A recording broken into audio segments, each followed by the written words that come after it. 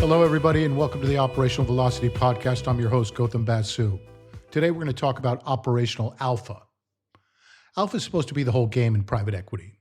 You raise a fund, you deploy capital, you beat the market, and you return the money. Simple.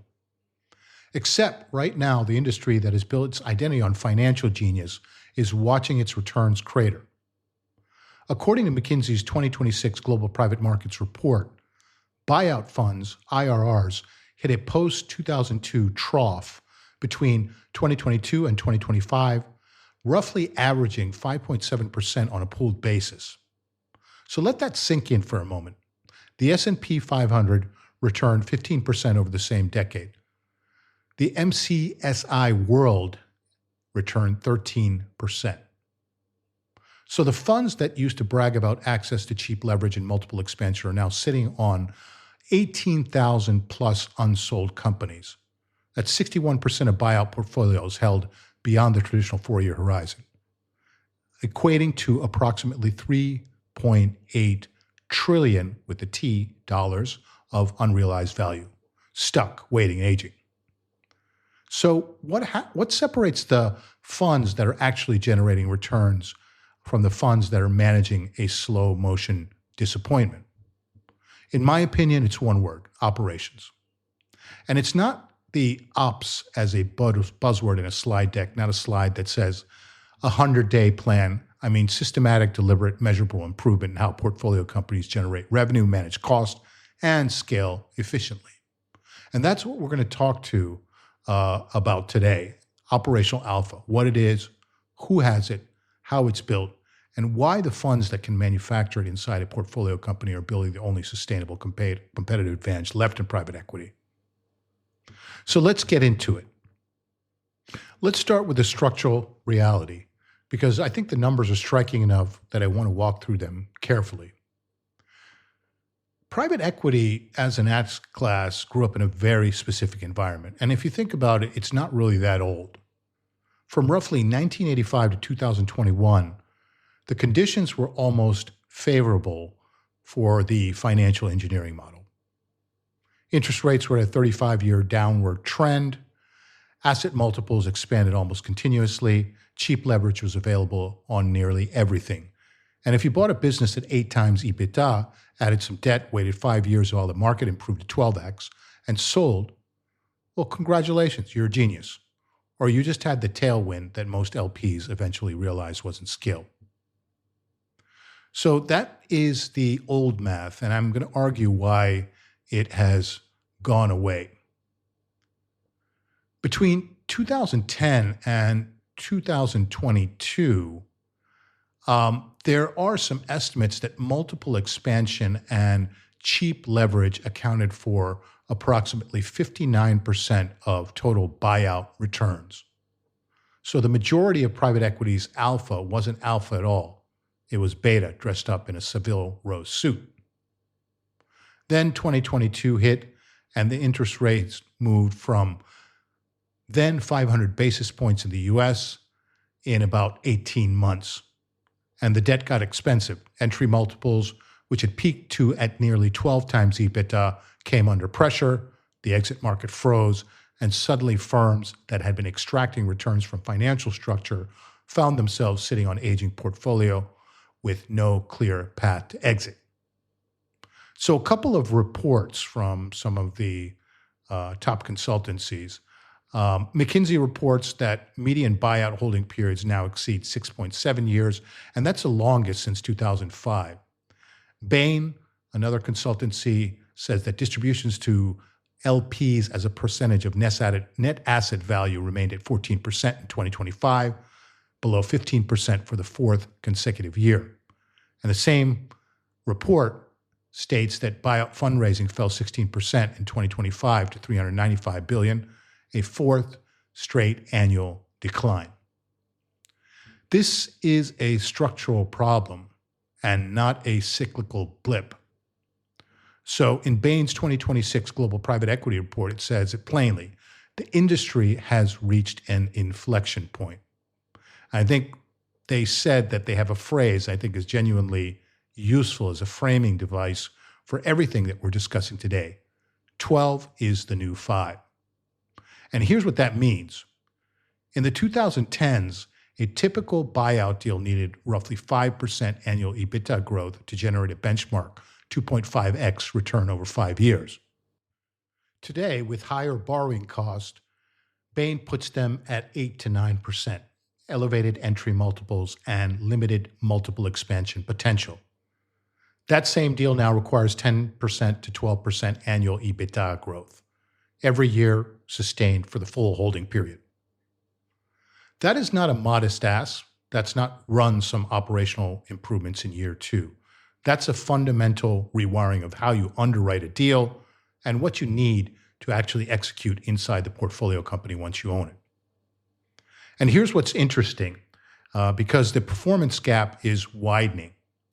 And it's also interesting from a competitive dynamic standpoint, because the dispersion between the top quartile and the median PE returns has never been wider. There's some data that show the top quartile buyout funds generating 24% IRRs over the past decade, beating the S&P 500 by 9 percentage points and the MCSI by 11. Meanwhile, the 2015 to 2017 vintage funds are generally generating roughly 2% IRRs, only 2%. The same vintage period that was supposed to be the golden era of PE deal making. So ask the question, what separates the top from the median? In a world where leverage is expensive and multiples aren't expanding, it comes down to one thing. And that is the ability to generate operational value inside the portfolio company. Not to find it, not to buy it, and wait for the market to re-rate it. It's to build it. And McKinsey is unambiguous about this in their 2026 report, where, and I quote, operational value creation, which is often used to be more of a marketing narrative than a true institutional capability, is now likely to be the primary source of returns for GPs and their limited partner. That's a remarkable sentence coming from McKinsey, because McKinsey advises literally every major GP on the market. When they say marketing narrative, they mean it. They've sat in the rooms, they've seen the slide decks, and they're saying the firms that treated operational value creation as a brand claim rather than a real capabilities are the ones generating 2% IRRs on the 2015 vintages. So that is the macro context. Financial engineering is no longer sufficient. Multiple expansion is no longer reliable. The era of cheap leverage is over for the foreseeable future. The only lever left, the durable, defensible, and repeatable lever, is operational improvement. So let's talk about what that actually means. When I use the term operational alpha, I want to be precise about what I mean, because it gets used loosely and it matters to be precise. Alpha in finance is a return in excess of a benchmark, a return that can't be explained by market exposure alone. In private equity, the benchmark is increasingly the public market equivalent. If you're not beating the S&P 500 on a risk-adjusted basis, you're not generating alpha. You're just adding complexity and illiquidity to an index fund.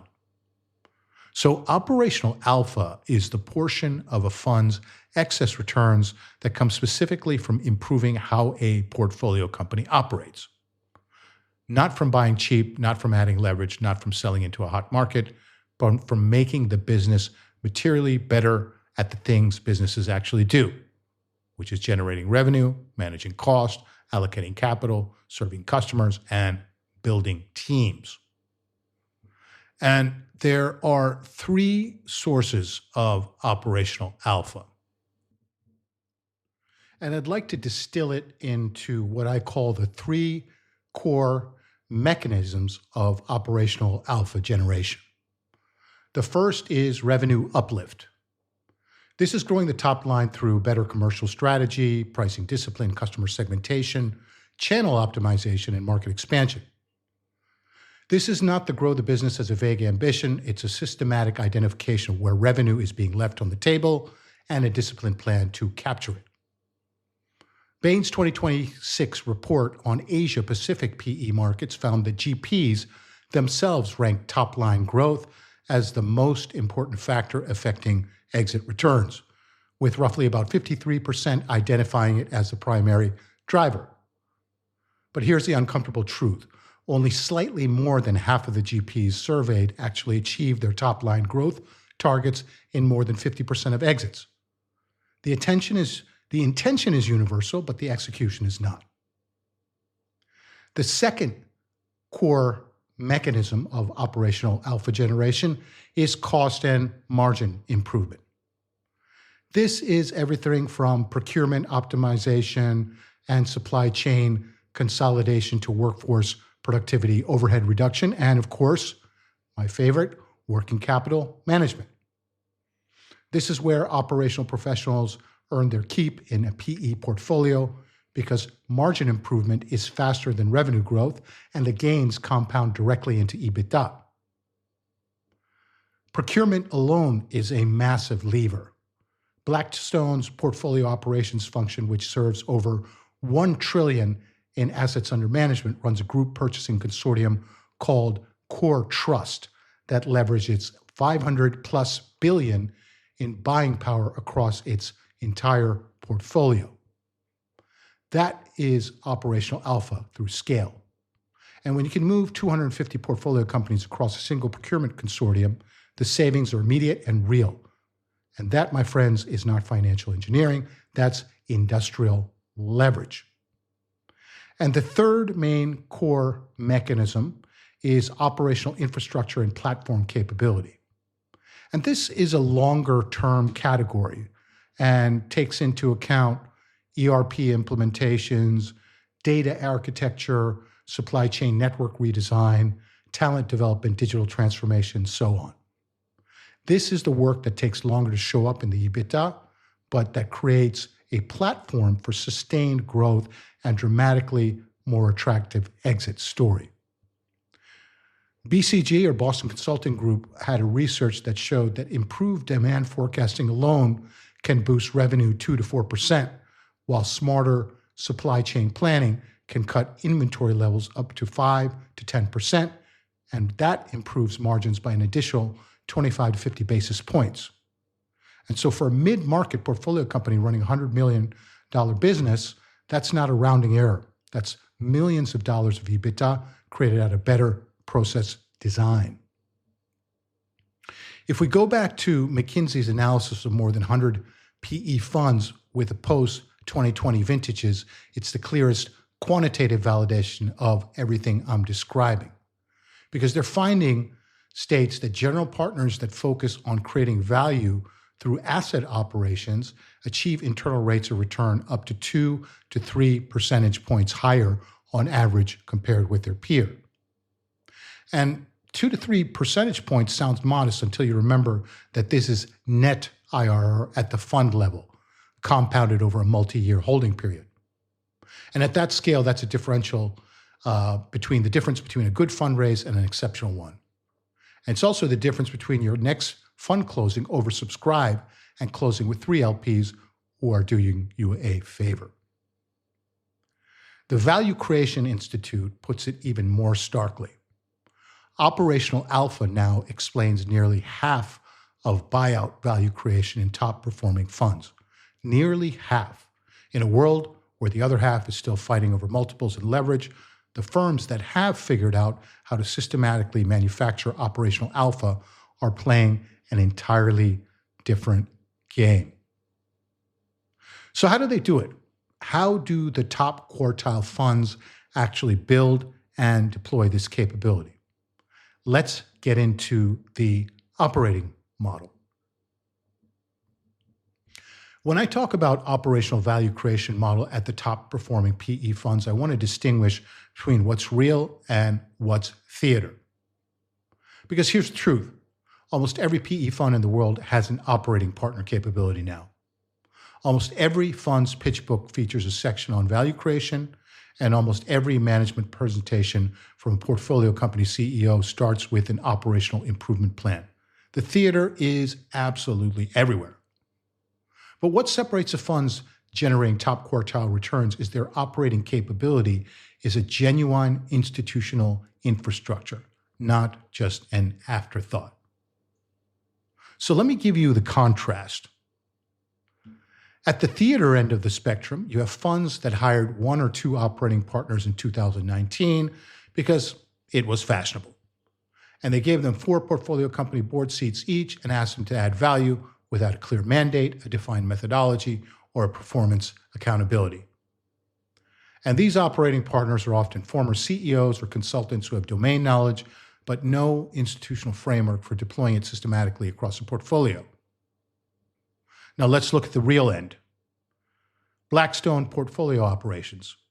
Over 500 professionals, a global team supporting 250 portfolio companies, generating $226 billion in annual revenue and employing 700,000 people. Functional centers of excellence in healthcare solutions, procurement and supply chain, data science and AI, talent operations, sustainability, and treasury and capital markets. The appointment of Rodney Zemmel, the former global head of McKinsey Digital, as the global head of portfolio operations in 2025 is a signal about how seriously this function is now being resourced. That's not a PE firm with an operational capability. That's a PE firm that is an operational capability that also happens to invest. So based on the research across Bain, McKinsey, FTI, and KPMG, I'd characterize the top performing fund's operational model around 4 main pillars. The first pillar is around front-loaded operational due diligence. The best funds don't wait until after close to start thinking about operational improvement. They conduct rigorous operational diligence in parallel with financial diligence, and they arrive on day one with a specific, quantified value creation plan. And it's really about clearly establishing the value creation objectives before the deal signing, not after, but before. And this means that the operational thesis is embedded in the deal model and the management team understands the expectations before the wire transfer clears. The second pillar is systematic methodology, not bespoke improvisation. The top funds have a repeatable playbook that can be adapted to different sectors and company profiles, but allows and follows a consistent logic. They know which levers to pull first, they know what the diagnostic looks like, and they know how to sequence interventions across 36 to 48-month value creation time horizons. And it's really a professionalized delivery of operational alpha, meaning it is systemized and not improvised. The third pillar is talent as a return driver. And there's some firms research that shows that PE firms with a formal talent ROI measurement, meaning they actually quantify the return of hiring and developing specific people inside portfolio companies as achieving 28% higher overall investment returns. 28%, that's a staggering number. The firms that treat human capital with the same analytical rigor, they apply financial capital, outperform the firms that just treat it as HR. And the last and final pillar, number 4, is around technology. And technology and AI, specifically, embedded into operational execution. And I believe this is the new frontier. And the FTI Consulting 2026 Value Creation Index, which is a survey of 555 senior PE leaders across 14 companies, which was recently released last week, makes it clear that AI is now accelerating the speed of operational value creation in a very meaningful way. 66% of PE leaders reported AI-related benefits within 12 months, up from 34% the prior year. That's nearly doubling in 1 year. And critically, the report notes that AI is the most effective when embedded into core operational and commercial initiatives and not just deployed as a standalone technology experiment. So let's look at the 12 is the new 5 framework, because I think it is very specific operational implication that isn't always made explicit. If you need 10 to 12% EBITDA growth annually to generate a benchmark return, and the average hold period is now approaching 7 years, that means you need to generate roughly 70 to 120% cumulative EBITDA growth over the holding period through operations, not through multiple re-rating, not through leverage. It's only through building a materially better business. And that's what Rebecca Burak, head of Bain's global PE practice, means when she says deals that once delivered competitive returns with modest EBITDA growth now require sustained double-digit growth. In PE's new upcycle, the winners will be those for whom alpha generation is a habit, not an aspiration. I'll say that again, a habit, not an aspiration. And that phrase is doing a lot of work because a habit is systematic. It's embedded in how you underwrite deals, how you staff portfolio companies, how you set management incentives, how you run board meetings, how you measure progress, and how you build towards an exit. Aspiration is a slide, habit is a machine. I want to spend some time on something that the reports and surveys don't fully capture. And that's where operational alpha is actually generated at the granular level inside a portfolio company.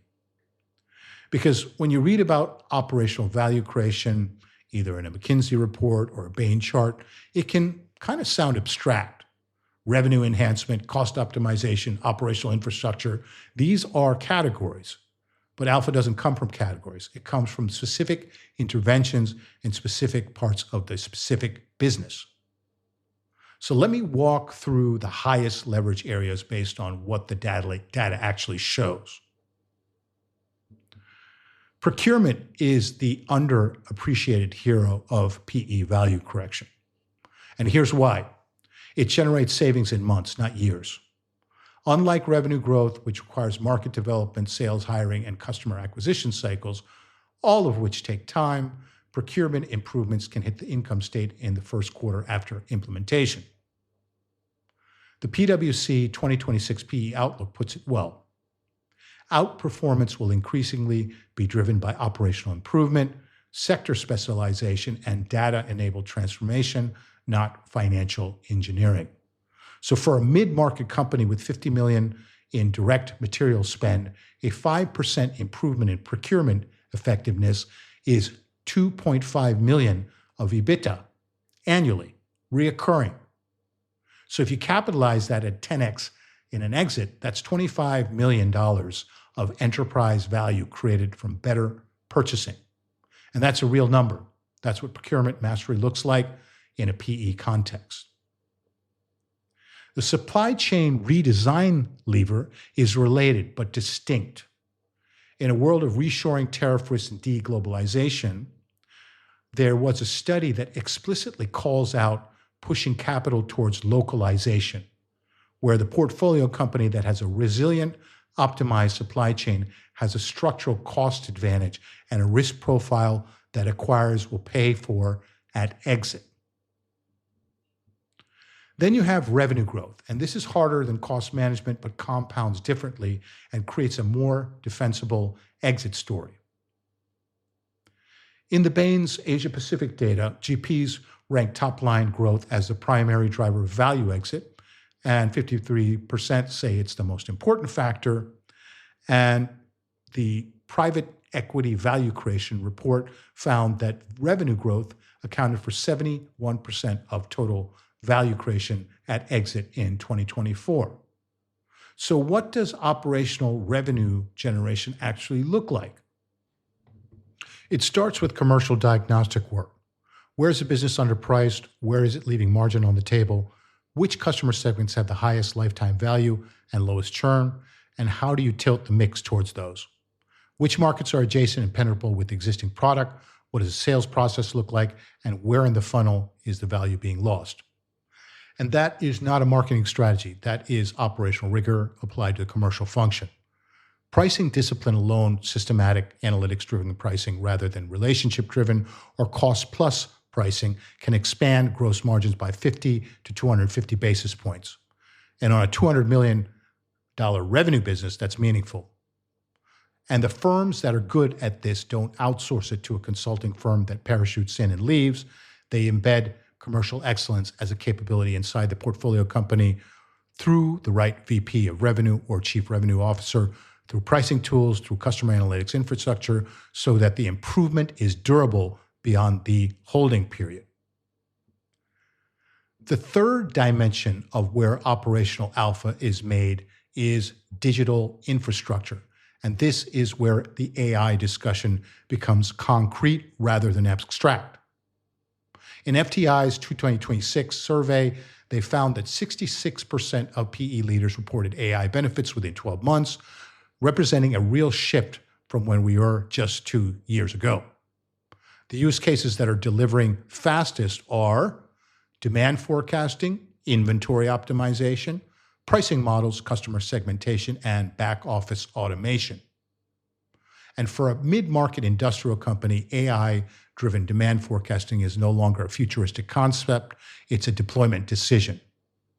The margin improvement from a smarter inventory management can yield up to 25 to 50 basis points just from better supply chain planning. And it's available to any portfolio company that builds the right data foundation. But here's the operational reality that the reports understate, and that's the digital infrastructure work is only valuable if the operational fundamentals are sound. You cannot AI your way out of a broken process, and you cannot implement a demand forecasting tool if the underlying data is unreliable. And you cannot build a pricing model if you don't know your actual cost structure. So the firms that are getting AI right in a portfolio companies are the ones that did the blocking and tackling first. And what that means is clean data, integrated ERP systems, clear process ownership, and then finally layering AI on top of the functional foundation. The firms that try to skip straight to the technology are the ones producing the majority of failed implementations. So everything we've covered so far lives in a world of large cap private equity. The Blackstones, the KKRs, Apollos, the large firms that are running hundreds of billions in AUM with entire operational armies. But the dynamics apply arguably with even greater force at the mid-market and small cap level, where most entrepreneurship through acquisition investors and independent sponsors operate. And here's why. At the large cap, operational capability has already become table stakes. The mega funds are already fielding 500-person operating teams. The alpha opportunity from building that capability is partially arbitraged away by the competition. When you look at the mid-market or the lower middle market, companies doing anywhere between 1 to 5 million to up to 50 million EBITDA, operational sophistication is still genuinely rare. The founder who built a 30 million EBITDA business over 20 years didn't necessarily build a professional procurement function, and they didn't necessarily build a demand planning capability. And they probably didn't have any structured pricing strategy at all. The business exists and generates cash because the founder is extraordinary, not because the underlying operating system is optimized. So the gap is where ETA-style investors and serious operating partners create value. You are, in effect, the operating group. You're the one who installs the 100-day plan. You're the one who redesigns the supply chain, renegotiates a supplier contract, implements the ERP, builds a commercial team. And if you do it well, you are generating operational alpha in a segment of the market where it is still genuinely scarce. So for the operational leaders in this audience, whether you're running a function inside a PE-backed company, considering a portfolio company operating role, or thinking about an operating partner path, the implications are significant. The language of private equity is shifting towards you. This means the operation leader who can translate their domain expertise into financial outcomes, who can quantify the EBITDA impact of a supply chain redesign, who can build a business case for a procurement transformation, who can connect a process improvement to a value exit multiple, is the most valuable person in the room at a PE-backed company. It's not the CFO, folks, not the investment associate. It's the operator who understands how their work creates enterprise value. And that, my friends, is a skill set. And the good news is it's teachable. And it's increasingly the thing that gets operational leaders to the C-suite, to the board table, and to the kinds of carry arrangements that we are previously the exclusive domain of the deal makers. So let me close where the data leaves us. Private equity in 2026 is a maturing industry that has lost the tailwinds it grew up on. The firms that built their franchise on cheap leverage, easy multiples, and financial engineering are struggling. The firms that built genuine, systematic, institutional operating capability are generating 24% IRRs and raising oversubscribed funds. And the research is backing it up, and it's unambiguous across every major source we've covered today, whether it's McKinsey, Bain, FTI, KPMG, or PwC. Operational value creation is not a differentiator anymore. It's the baseline requirement. It's the question whether your fund, your portfolio company, your operating role has a systematic capability to deliver it. 12 is the new 5, and that's the math. But the math is telling you something deeper. The business of private equity has fundamentally changed. Returns are made, not found. Alpha is manufactured, not assessed. And the manufacturing floor is the portfolio company, not on the cap table. So 3 things I want to leave you with. Number 1, if you're an investor at any scale, the operational capability question is now the central diligence question. Not what the sector sees or not what's the entry multiple. It's how specifically does this fund make portfolio companies operationally better? If they can't answer that with specificity, you have your answer. Number 2, if you're building or running a portfolio company, any contracts, whether it's PE-backed or otherwise, the highest leverage investment you can make right now is in the operational infrastructure. Procurement systems, demand planning, pricing discipline, commercial analytics, not because a PE firm told you, but because the data shows these investments compound into EV at a rate that financial restructuring alone cannot match. And number 3, if you're an operations leader trying to position yourself in the PE ecosystem, start translating everything you do into the language of enterprise value. Every efficiency you create, every cost you remove, every revenue lever you pull, express it into an EBITDA impact, in capitalized value, in exit multiple terms. That's the language that the boardroom speaks, and it's a language that will get you to it. So the best PE funds don't win on the spreadsheets anymore. They win on the shop floor. That's operational velocity for today. If this was useful, share it with an operator who needs to hear it. If you've taken anything on around operational alpha, a case study, a counter argument, a story from a portfolio company, trenches, then please reach out. The best episodes on this show come from practitioners, not from reports. And I'll see you in the next one. Take care.